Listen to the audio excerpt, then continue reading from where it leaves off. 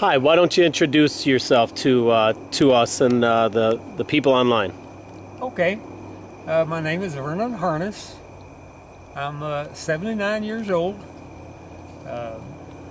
Should I say, should I immediately start? I mean, really start over or what? Yes, sir. Tell us where you were born and Okay, born in the southern part of Texas, a little town called outside of a little town called Alvin. I was born on a farm. Spent most of my childhood in northeast Texas. In Sulphur Springs, Texas is where I went to high school. College in Commerce, Texas, East Texas State University, which is now a part of Texas A&M. Graduate work in Auburn, Alabama. what did you get your degree in? Some of my degrees, I got a degree in agricultural economics, in agricultural science, and straight economics, both masters and BS.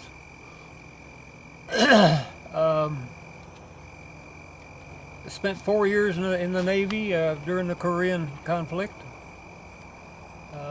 mostly in the Far East, headquartered out of Japan. I better stop. What next? Oh, you're doing good. Tell us what kind of occupation you did. What did you retire doing something? Well, after I got my master's, I went to work for the federal government, Washington D.C., and used my education, believe it or not, in an agency that is worldwide, but our job was to try to find markets for U.S. agricultural products, and I guess we were pretty successful. I retired at age 55 with 34 years service in the military. I mean, in the Agricultural department. yeah, ag department plus, of course, my military. And I've basically been on the road ever since. Bicycling, etc. That's been one of my main things. Spending winters mostly in Florida and summers mostly out west, with frequent trips overseas to Australia, New Zealand, and this is not overseas, but Alaska, Canada, you name it. You have an interesting story about your home. Can you tell us where that is? My home is about 200 yards away. I live in a van. 15 years ago, I sold my last house, and I've been on the road ever since. Now, is there a story behind that, Vernon?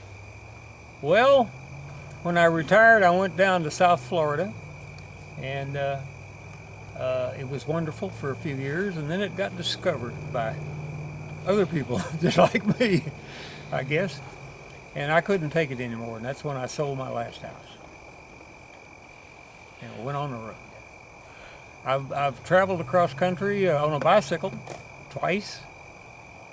First time from Mexican border to a place called Plentywood, Montana.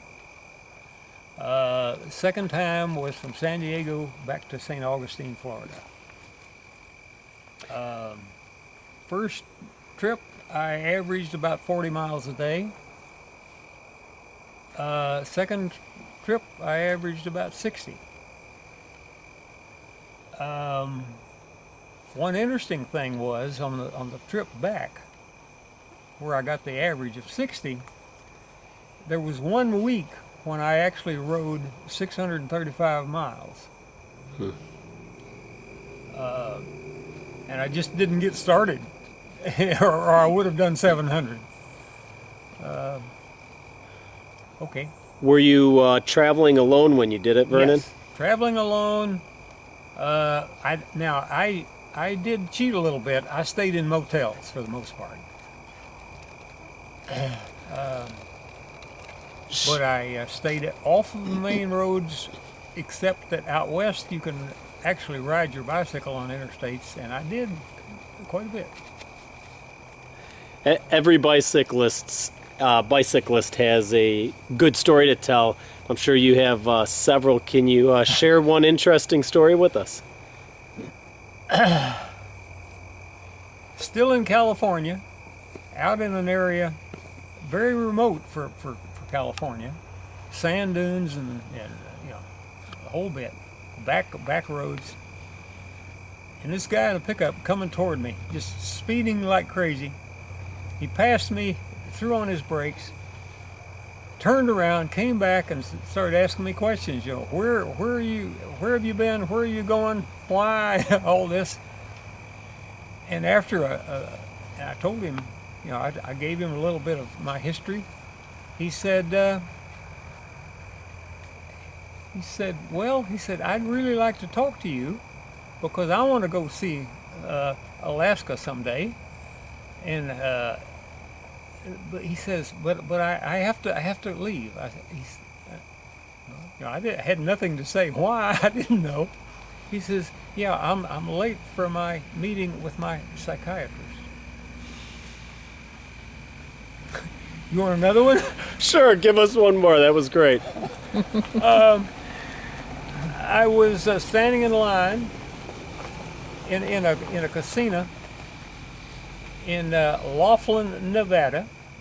A man in front of me and I got to talking because we got in line a little bit early, and we had a few minutes to kill before they opened it up. And I was telling him about some of my travels and whatnot, and he talked to me long after we should have left. And finally he said, you know, if Reader's Digest still had this section on the most unforgettable character I've ever met, he said, I'd send in a story about you. Good one. You want some more? You're going to have to give me just a few minutes to think of some if you want any more. How many days did it take you to cross from one side to the other? Well, each time. I've sort of forgotten how many days, but I figured out how many miles per day. That's the reason I said 40 on the first and 60 on the second time. But it's interesting that I have driven on some of that route over the years since then. And some of those mountains out west, and I look at that and I said, how in the world did I ever pedal up this mountain? What kind of bike did you do it on, Vernon? A trek in those days, and it was a very good trek in those days, and very expensive. If you think $700 is very expensive, it was then. I now have a Trek that I paid $400 for. It's a better bike. What year was the? What years did you take your trips in? Oh boy.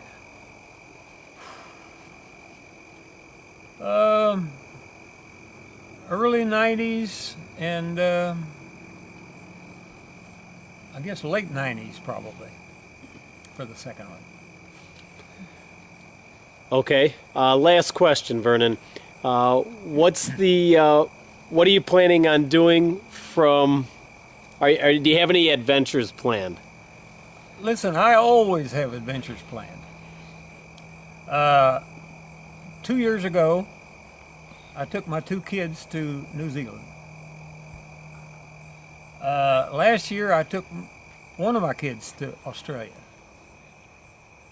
The same kid is supposed to meet me in Salt Lake City in July, and we'll go to Alaska. Wonderful. That's all. That's about as far as I've thought. Thank you. Thank you for sharing your stories with us. I guess it's all.